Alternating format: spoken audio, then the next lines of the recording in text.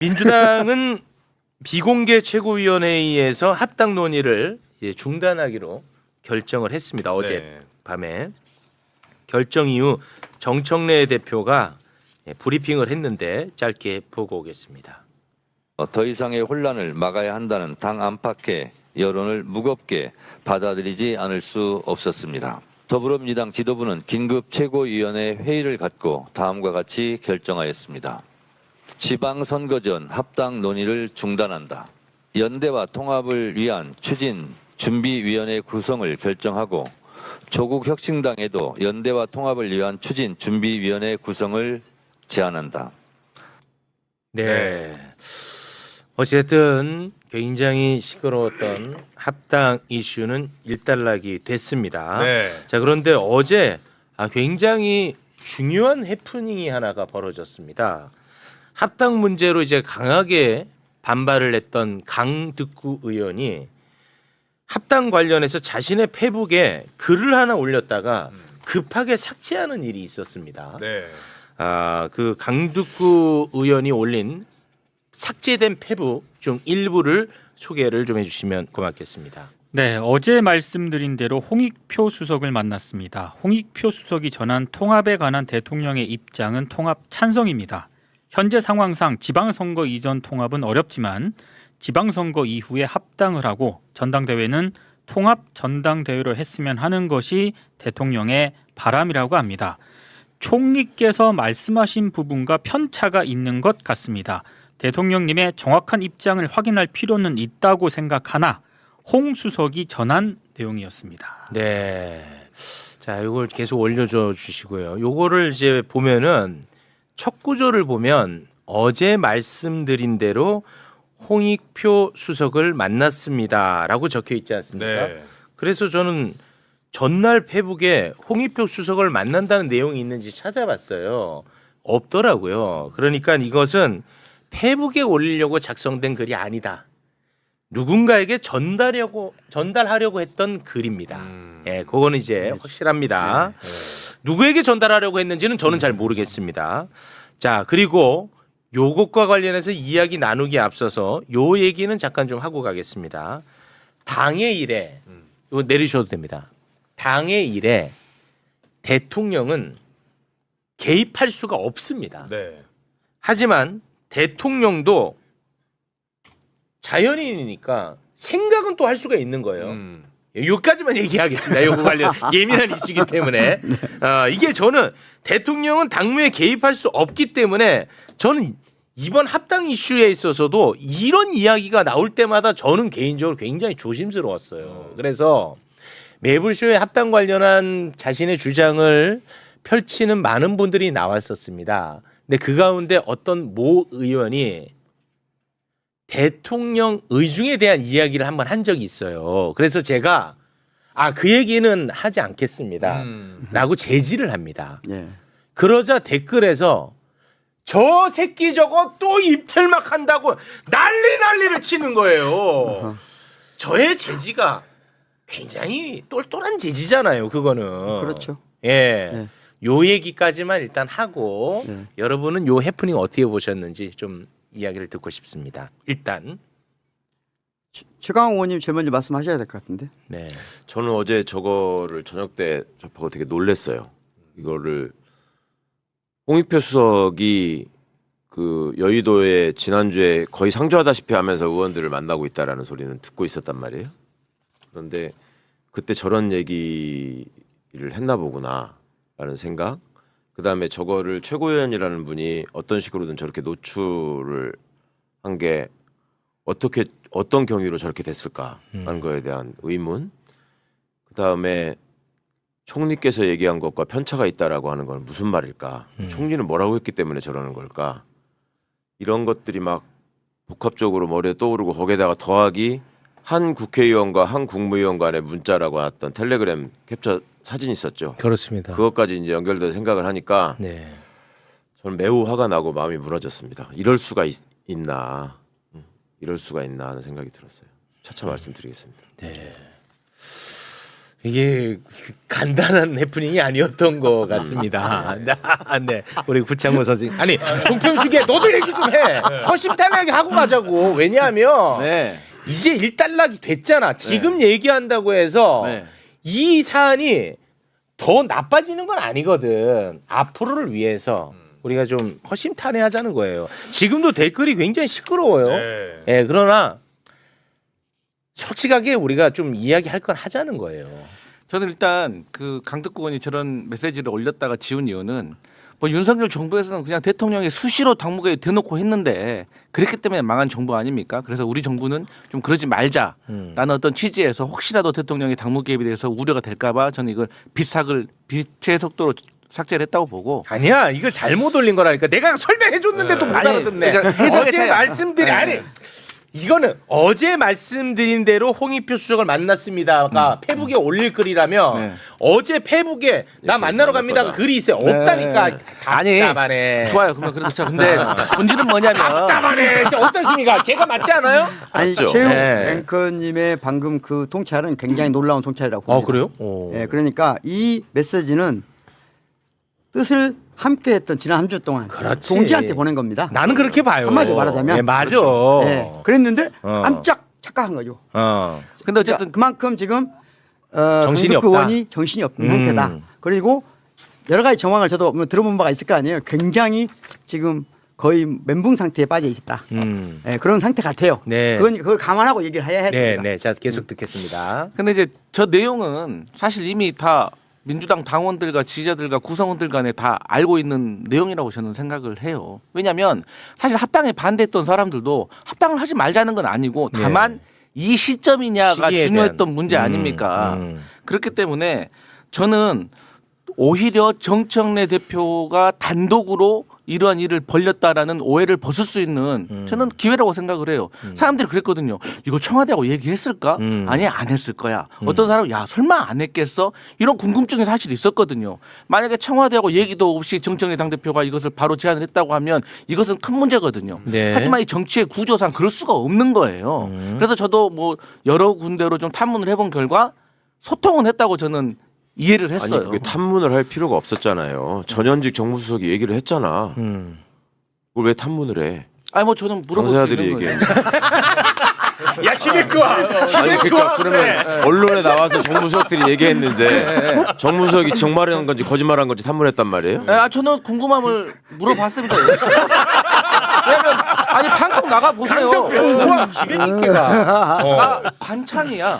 아니 근데 이제 좋아. 방송 나가면 이 국민의힘이라든가 다른 사람들은 별의별 질문을 다 맞아, 해요. 이렇게도 맞아. 물어보고 저렇게도 물어보고 맞아. 그렇기 때문에 네. 저도 최대한 진실에 가깝게 가보고 싶은 마음이 네, 있고 네, 네. 사실 주변에서도 많이 혼란스러워해요. 네. 특히나 저희 부대변인단은 여러 가지로 말 한마디 잘못하면 맞아요. 사실 더 일을 키울 수가 있기 맞아. 때문에 그래서 저는 그랬다고 생각하기 때문에 오히려 저는 이 문제에 있어서 뭐 어떤 또 연유가 있어서 뭐 미스커뮤니케이션이 있었을지 모르겠지만 네. 어쨌든 정청래 당대표가 혼자서 이 일을 벌인 것은 아니다라는 네. 오해는 저는 한편으로 벗었다. 네. 저는 그렇게 생각합니다. 근데 저는 요 짧게만 할게요. 왜냐하면 또 행여나 이번 합당과 관련해서 당내 갈등 그리고 강덕구 의원의 패부 이것이 이재명 대통령의 당무 개입이 없었다는 방증이다. 저는 요거는 좀 꼭 반드시 짚고 가야 될 것 같습니다. 그렇습니다. 네.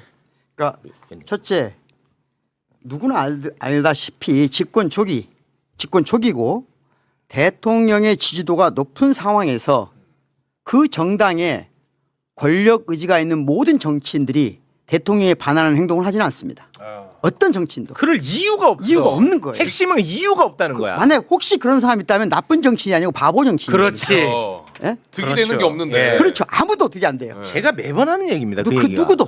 예. 누구도 심지어 지금 방송을 하는 우리조차도 같은 진영 내에서 이재명을 반대하는 사람은 없어요. 바보지. 그 바보예요. 그냥. 그렇죠.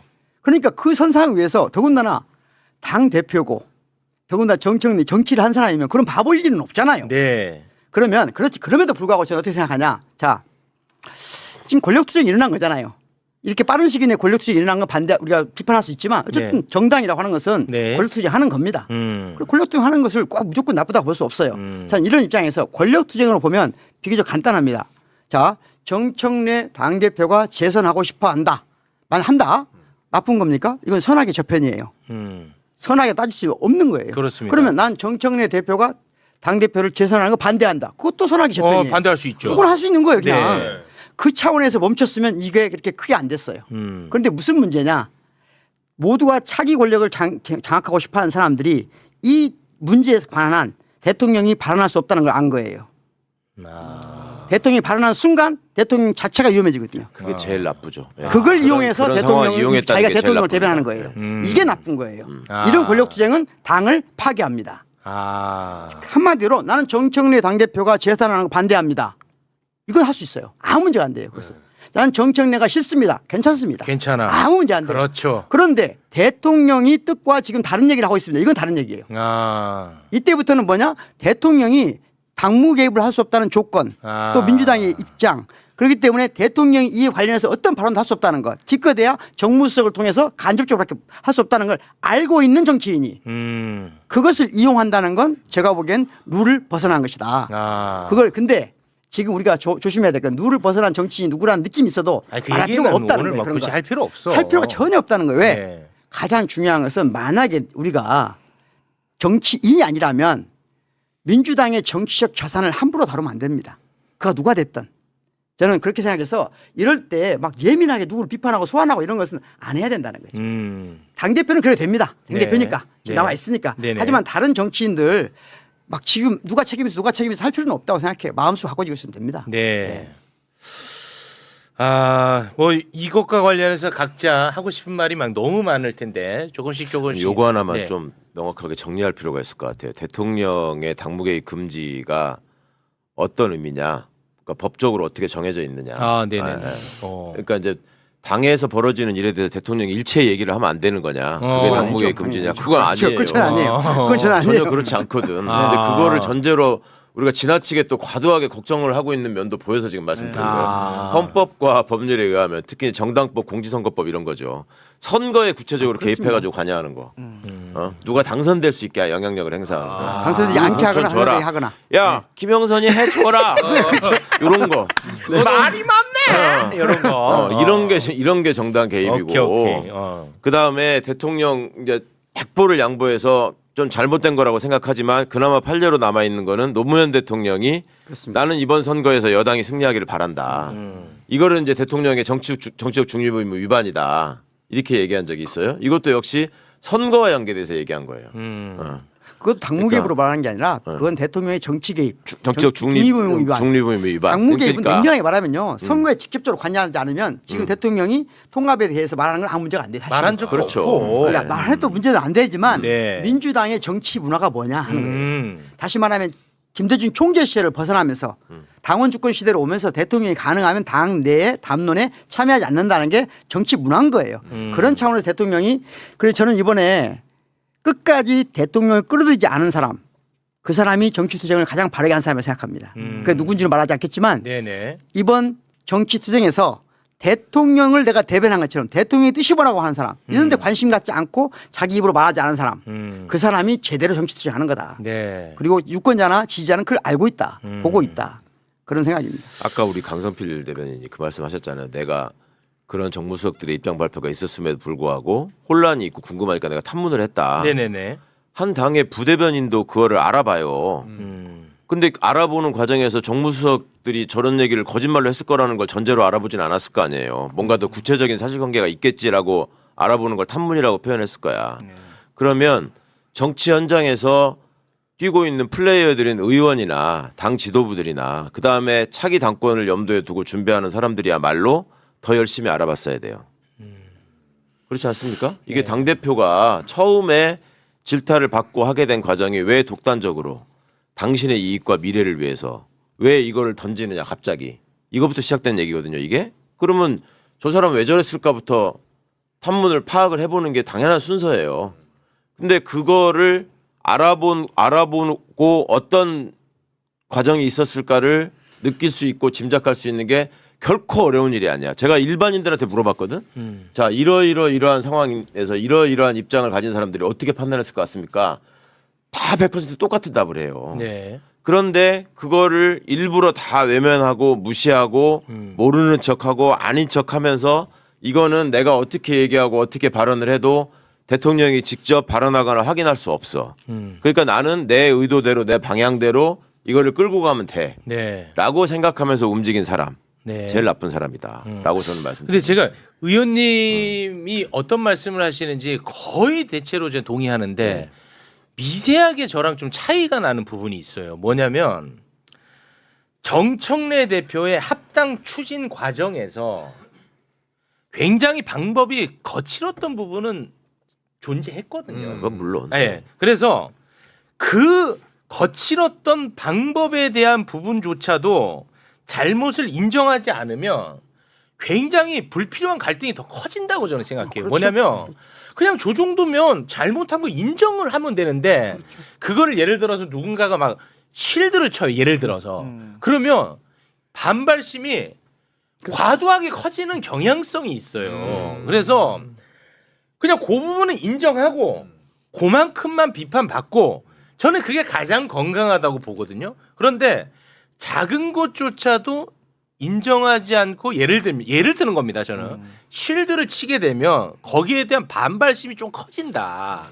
저는 이 부분은 조금 우리 의원님하고 약간의 아니, 결은 좀 달리한. 그 얘기는 내가 지금 안 했는데. 그래요? 그러니까 바꿔 다는데. 극장.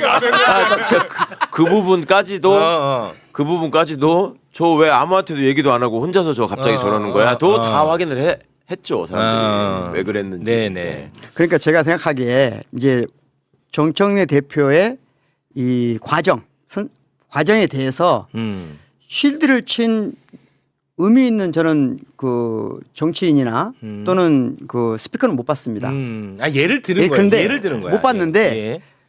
못해서 안 하는 건 아니에요. 그런데 정청래 대표는 그 불가피성이 있다 하더라도 네. 그에 대한 책임을 지는 겁니다. 예. 그럼요. 그게 본인 정치예요. 아니, 그러니까 본인도 그렇게 얘기를 했어요. 당연한 겁니다. 예. 그건 네. 당 대표라고 하는 것이 네. 그 정도 책임을 안 진다 온다. 그러면 당 대표하면 안 되죠. 그럼요. 그것이 어쩔 수 없는 본인의 의도가 아니라 하더라도 책임져야 됩니다. 네. 그게 정치고 그 정도는 해야 우리가 책임 있는 정치라고 보는 거죠. 네. 그걸로 리더십을 판단받는 그렇죠. 거예요. 그걸 대표라는 실드 칠 필요도 자리가. 없고 네. 본인이 그걸 방어할 필요도 없는 거죠. 제가 근데 이런 얘기를 하면 정말 그 또 많은 분들이 뭐가 좀 공부 좀 더 해라. 아니 뭐 그런 측면도 많겠죠. 그렇지. 근데 많겠죠. 얘가 뭐 더 많이 배우고 해야 되는데, 근데 이거에 어떤 그 깊이 있는 이 갈등이 굉장히 커졌잖아요. 네. 그 이면에는 정치도 있고 권력 투쟁도 있다는 거 알죠. 그러면 제가 그 얘기를 막 해서 분란을 막 그러면 파헤칩니까? 그건 안 되지.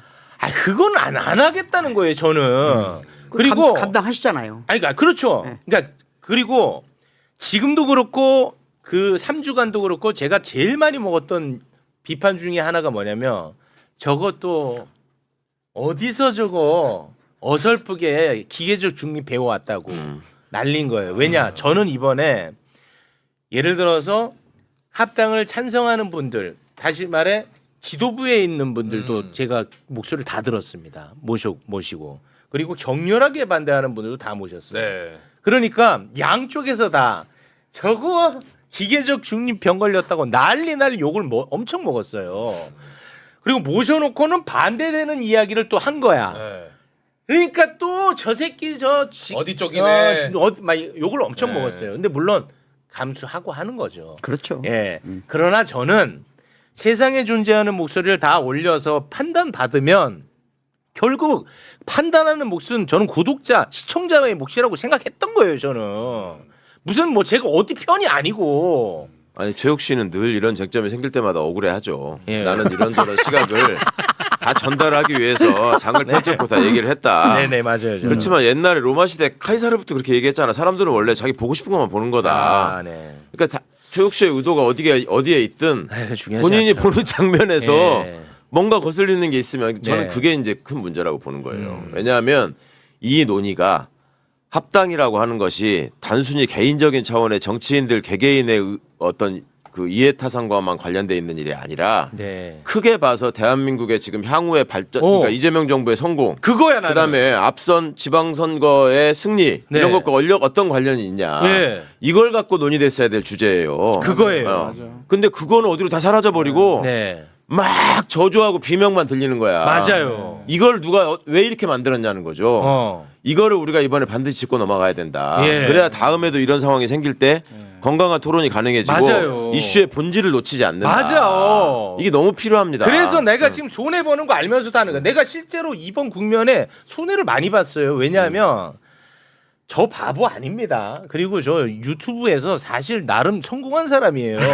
나름이 아니죠. 나름이 아니지. 내가 어떻게 하면은 무슨 뭐 구독자가 오르고 그 정도 물론 뭐 실력이 없어서 못 올리는 측면도 있겠지만 그 정도는 안단 말이에요. 저는 이렇게 하면은 손해된다는 거 알았고 실제로 손해를 많이 봤어요. 구독자도 많이 빠졌습니다. 실제로. 그러나 아까 방금 말씀하신 저는 그 방향성은 놓치고 싶지 않았던 거예요. 그래서 제가 이런 게 정말 속상해요. 뭐냐면 너무 말을 많이 하네. 아니야, 괜찮아요. 오늘 다 이제 나도 좀 하자. 그러니까 요거 하나만 얘기할게요. 저는 뭐가 진짜 여론인지 선별하는 게 어려운 일이잖아요. 네. 그렇지 않습니까? 그래서 저는 과거부터 내가 썼던 휴대전화를 집에 하나 더 두고 있어요. 그거는 예전부터 나를 좋아했던 사람들이 카톡을 예전부터 했을 거 아니에요. 그럼 그 사람들은 진짜 나를 좋아하는 사람들이잖아. 네. 그러니까 이 사람들이 얘기하는 거는 저는 진짜 여론이다 라고 판단할 수 있기 때문에 갖고 있는 거예요. 근데 이런 글들이 정말 많이 왔어요. 이번에 어떤 카톡이 왔냐면 유시민 작가 절대 앞으로 모시지 말라고 애원하는 사람들이 많이 있었습니다. 이건 그러니까 좀 댓글을 얘기하는 게 아닙니다. 제가 카톡을 얘기하는 겁니다. 유시민 작가는 친명 세력을 다 죽이고 문재인 세력으로 민주당을 장악하려 한다는 거야. 실제로 그렇게 나한테 온. 그래서 내용이. 유시민을 절대 부르면 안 된다는 거예요. 저한테. 그래서 제가 물어봤어요. 자, 그러면 선생님이 생각하는 친명 세력은 누굽니까? 네. 저 이거는 누구를 험담하려는 게 아니라 있는 그대로 말씀드리는 거예요. 그러자 그분이 1초의 망설임도 없이 이현주 의원이라고 얘기를 하더라고요. 누구요? 이현주 의원. 친명의 친명 핵심. 세력의 핵심의 핵심 이현주 이현주 의원. 의원. 저한테 바로 얘기를 하더라고요. 아니, 그러니까 충격적이네. 예.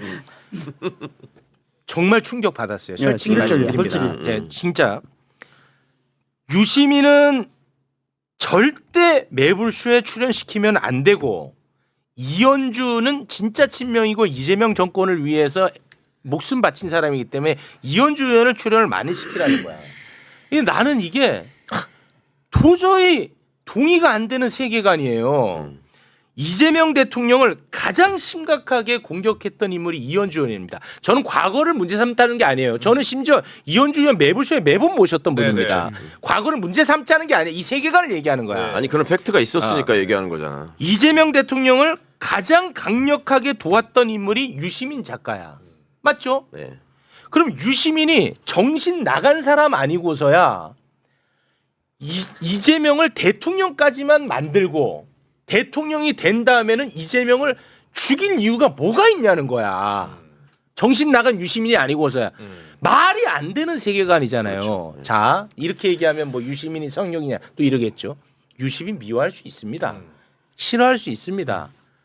비판할 수 있습니다. 하지만 절대적으로 동의할 수 없는 생각을 제게 강요하면 저는 그거는 받아들일 수 없다는 거예요. 저는.